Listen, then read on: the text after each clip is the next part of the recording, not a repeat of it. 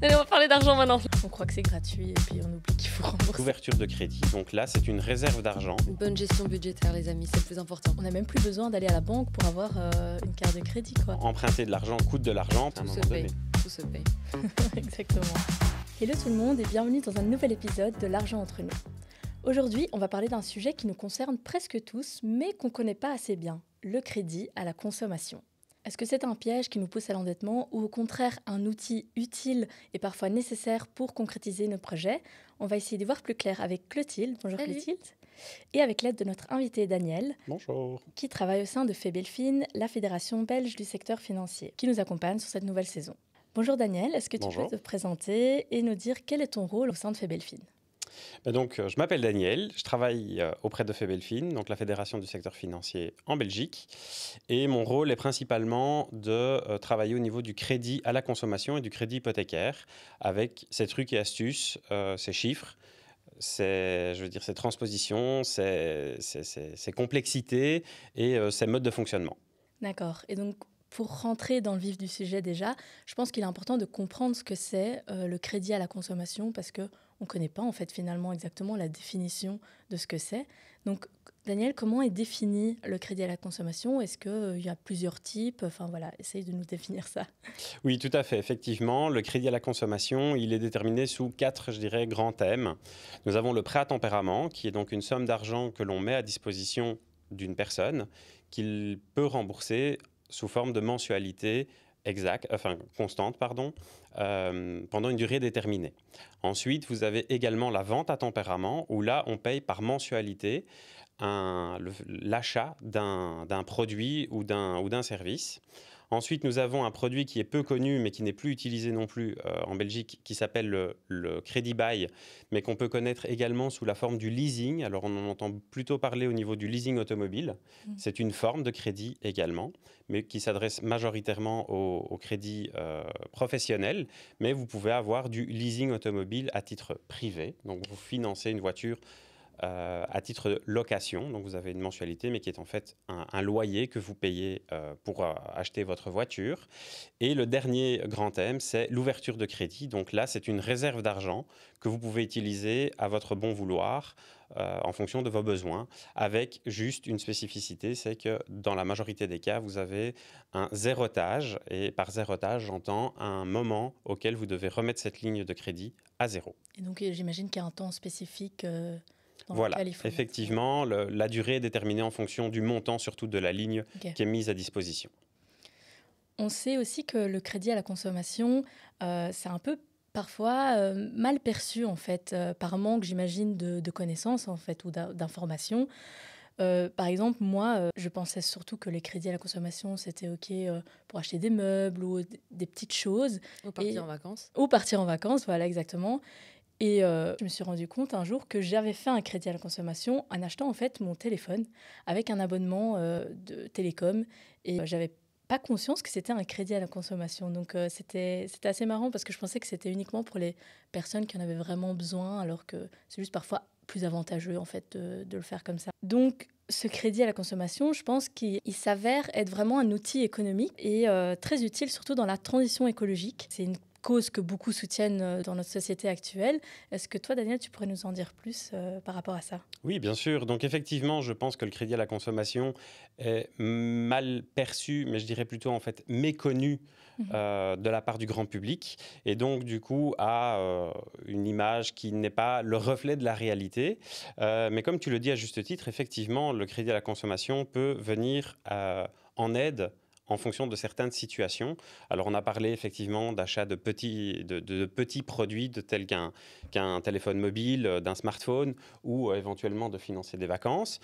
Mais le crédit à la consommation peut avoir aussi son utilité pour pouvoir faire face à des dépenses imprévues, telles que par exemple d'acheter un frigo, d'acheter un lave-vaisselle, un lave-linge. C'est des montants qui sont généralement plus conséquents et dont on n'a pas toujours en réserve.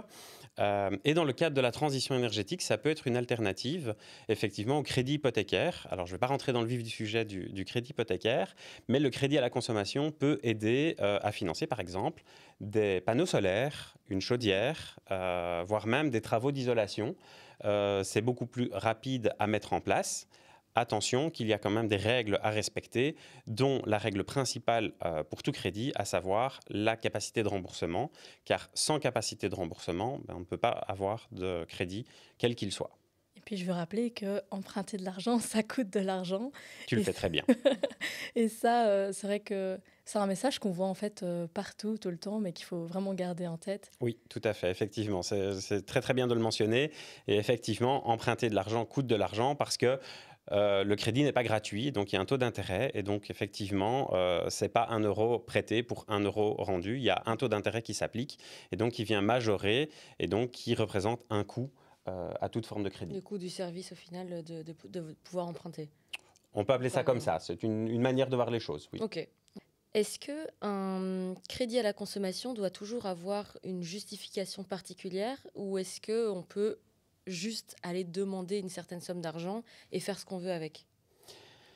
Alors, il faut savoir que lorsque l'on va auprès d'un prêteur, auprès d'un banquier, il va toujours devoir faire une analyse du dossier et de la demande. Donc, c'est un des grands principes, c'est l'information du client. Donc, le banquier va simplement s'informer sur le besoin du client pour pouvoir lui fournir le produit le plus approprié. Par produit, j'entends, est-ce un crédit à la consommation, donc un prêt à tempérament, ou est-ce une ouverture de crédit en fonction de ses besoins? Est-ce que c'est un besoin ponctuel ou est-ce que c'est avoir besoin d'une réserve qu'on peut utiliser à différents moments? Il y a des avantages et des inconvénients dans l'un et dans l'autre. Et donc, effectivement, il faut pouvoir justifier d'une certaine manière le besoin du crédit pour pouvoir recevoir les informations correctes, mais également le produit le plus approprié. Ok. Et au niveau des taux d'intérêt, donc on connaît à peu près les taux pour le crédit hypothécaire. Enfin, ça, on les voit un peu partout tout le temps. Mais quand on parle de crédit à la consommation, on tourne autour de combien? Parce que bon, les crédits hypothécaires, aujourd'hui, c'est environ 3-4%. Mais quand on parle de crédit à la consommation, est-ce que ça dépend du crédit? Enfin, Effectivement, donc pour le crédit à tempérament, le crédit à la consommation, les taux sont différents parce que tout simplement le but la destination du produit est différente. Un crédit hypothécaire, c'est un bien immobilier. Il y a des garanties qui sont plus sûres, à savoir le bien immobilier que l'on va donner en garantie. Un crédit à la consommation, c'est un crédit qui est établi sur base d'une capacité de remboursement et des sûretés personnelles. Et donc, pour le prêteur, c'est un petit peu différent. Maintenant, en termes de taux, je ne vais pas pouvoir me prononcer aujourd'hui, étant donné que c'est quelque chose qui est propre à chaque prêteur, et chaque prêteur va pouvoir déterminer sa politique commerciale et sa politique de coût, et va appliquer des taux. Maintenant, ce que je peux dire, effectivement, c'est qu'en fonction du but, il va y avoir une fixation de taux différente.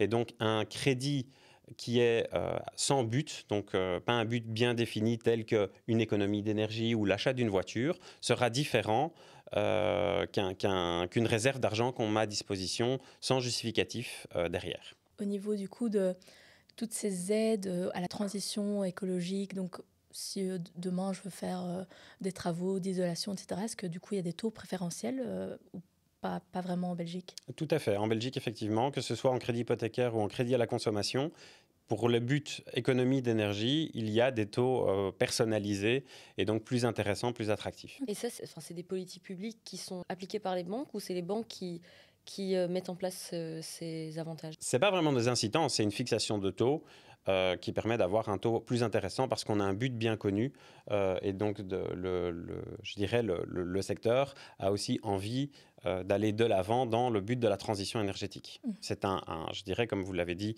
toutes les deux au début, effectivement, la transition énergétique est dans les bouches de tout le monde aujourd'hui et le secteur ne reste pas en reste et donc va accompagner et va financer des projets à but économie d'énergie. Ok, donc c'est vraiment le but du crédit qui est plus pris en compte. Exact, Okay. tout à fait. Okay. C'est un des paramètres pour fixer le taux.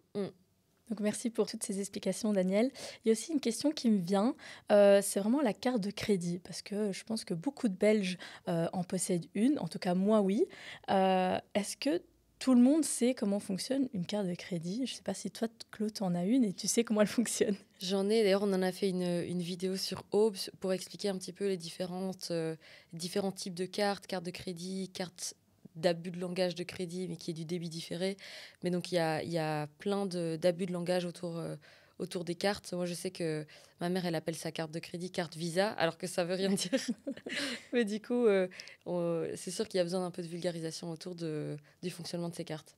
D'accord. Ben, en fait, effectivement, Visa, c'est plutôt un terme générique et c'est plutôt un producteur. Ce qui est intéressant à noter et à mentionner en tout cas, c'est que les cartes de crédit sont souvent proposées dans les supermarchés, par exemple. Et donc, lorsque vous avez une proposition de financer ou d'acheter ou de payer votre facture en plusieurs fois avec une carte du supermarché ou, je dirais, du magasin d'électroménager, eh bien, en fait, sans le savoir, vous souscrivez à une ouverture de crédit à laquelle est liée une carte. Et donc, vous recevez une carte, je vais dire, du magasin A pour pouvoir vous permettre de payer en plusieurs fois. Mais en fait, c'est une ouverture de crédit. Donc, on vous met à disposition une réserve d'argent et qui vous permet en fait de pouvoir rembourser de manière échelonnée et de pouvoir la réutiliser, mais avec un taux d'intérêt derrière. Et donc, il faut toujours faire attention à ce que vous signez et à bien comprendre ce qui est derrière, sous quelle forme ils vous le proposent.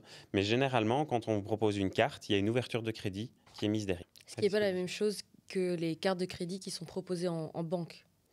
Alors en banque, on a les deux. On a les deux produits. Donc on a les cartes avec ouverture de crédit à laquelle est liée la carte de crédit. Et puis nous avons les cartes à débit différé, comme on les appelle, comme tu l'as mentionné, Clotilde. Et donc là, effectivement, ce sont des cartes qui sont différées, dont le débit est différé d'un mois. Donc vous faites vos dépenses en septembre et vous serez débité en octobre.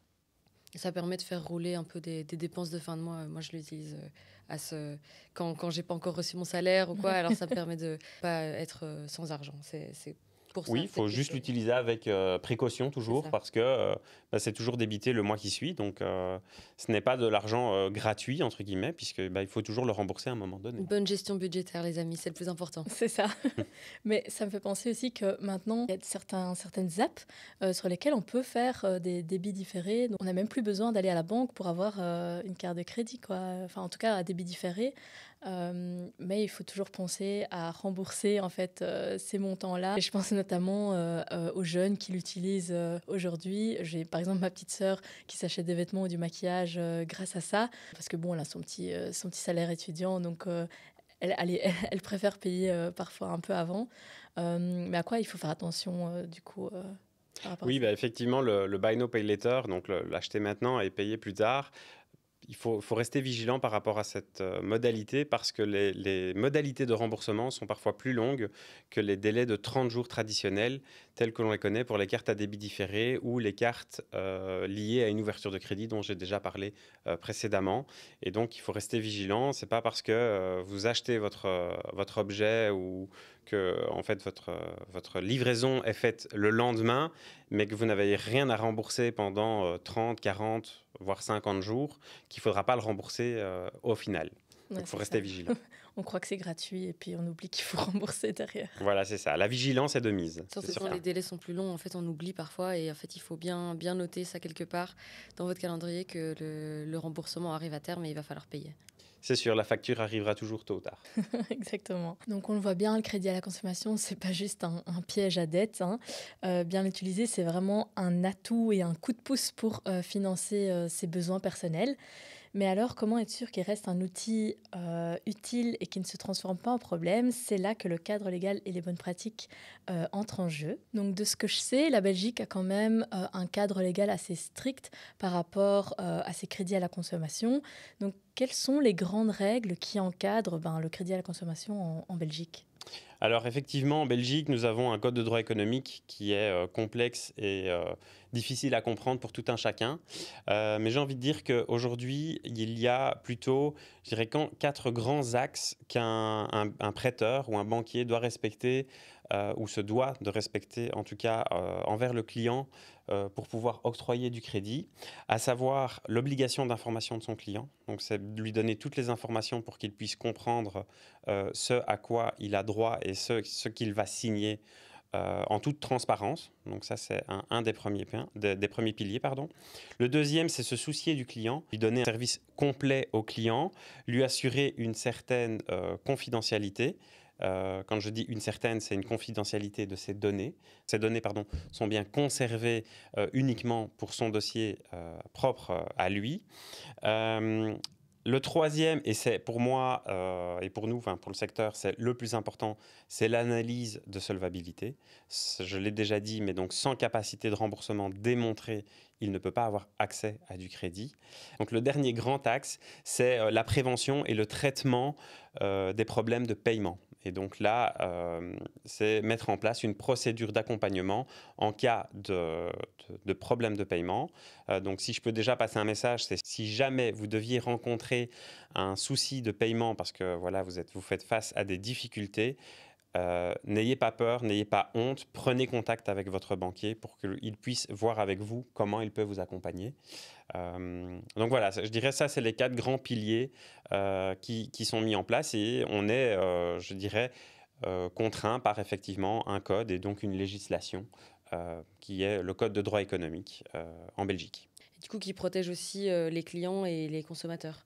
Ça protège les clients, les consommateurs, mais ça protège également le secteur d'abus, effectivement. Donc j'imagine qu'il y a aussi des mécanismes de contrôle en fait sur ces pratiques et bons usages. Oui, effectivement, nous avons un gendarme qui s'appelle la FSMA en résumé, donc c'est l'autorité, le superviseur des marchés financiers, ça c'est un des gendarmes, et puis nous avons le service public fédéral économie, SPFE, si vous le voyez si vous le voyez écrit, pardon, qui eux contrôlent effectivement les documents, les contrats que l'on met à disposition des clients et des consommateurs. Et en termes de contrôle, est-ce qu'on est sur des entités qui sont fédérales ou chaque région a aussi des niveaux de contrôle différents? Non, ce sont des institutions qui sont bien fédérales, donc pour toute la Belgique. Ok. Oui. Et donc dans ce cadre-là, quels sont les réflexes à avoir en tant que consommateur en fait au final, avant de signer un crédit? Alors j'ai envie de dire, le premier conseil, c'est ne signez pas à l'aveugle. Prenez le temps de comparer et comparer des documents comparables.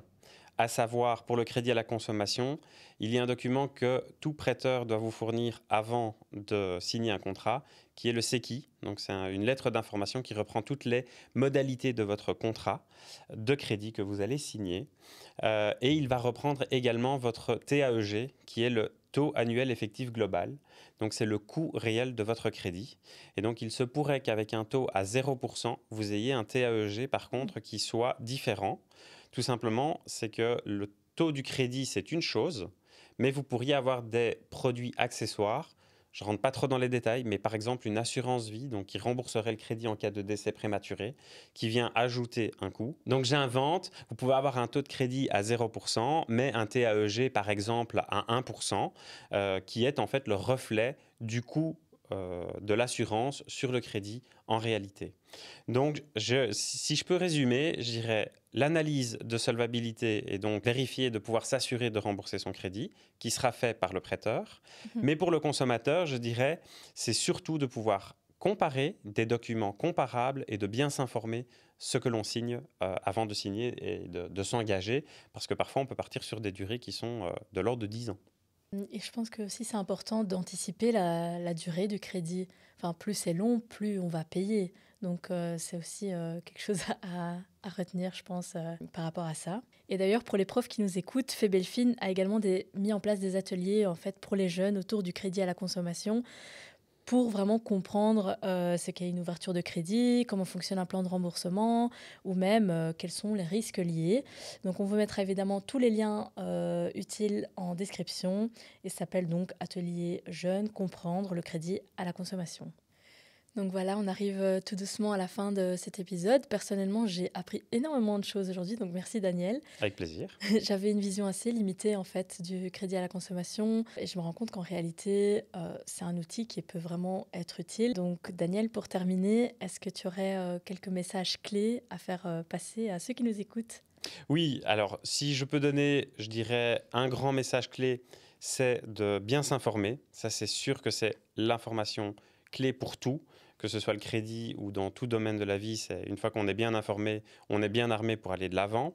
Il faut savoir que le crédit à la consommation peut accompagner les projets de vie, une rénovation énergétique, l'achat d'une voiture ou pouvoir faire face à un remplacement d'électroménager quand il est conséquent. Parfois, ça tombe au mauvais moment. Il faut pouvoir remplacer un frigo. On n'a pas toujours l'argent tout de suite. Et donc, quand ça représente des montants importants, on peut le financer via un crédit à la consommation. Et je terminerai par dire, comparer ce qui est comparable. Toujours des pommes et des pommes, pas des pommes et des poires. Et prenez bien le temps de lire et de bien comprendre ce que vous signez avant de signer, car il peut y avoir de grosses conséquences. Et le tout dernier message, c'est qu'il ne doit pas y avoir de tabou. Si vous devez rencontrer un problème de remboursement, prenez dès la première étape, dès le premier déclenchement ou le premier signal de difficulté financière, prenez contact avec votre banquier. Il est là pour vous écouter et vous accompagner. Oui, c'est ça. Super message. Super message. Et comme on l'a répété plusieurs fois, on doit enlever ce tabou autour de l'argent et je pense que c'est important de le rappeler, effectivement. Et n'hésitez pas aussi à dire à vos proches qui ont du mal, de les pousser à aller voir des gens pour les aider si ça arrive à des gens de votre entourage. Donc, merci beaucoup pour ces conseils clairs et précis. Avec grand plaisir et merci pour l'invitation. Oui, merci d'avoir pris le temps de venir et de participer. Merci à toutes et à tous de nous avoir écoutés. Vous connaissez maintenant les bases du crédit à la consommation, comment ça fonctionne et comment l'utiliser en toute sérénité. On vous mettra bien sûr tous les liens en description si vous voulez creuser le sujet ou retrouver les sources qu'on a citées. On espère que cet épisode vous a plu. On se retrouve très bientôt pour un nouvel épisode. Ciao! À bientôt! À bientôt!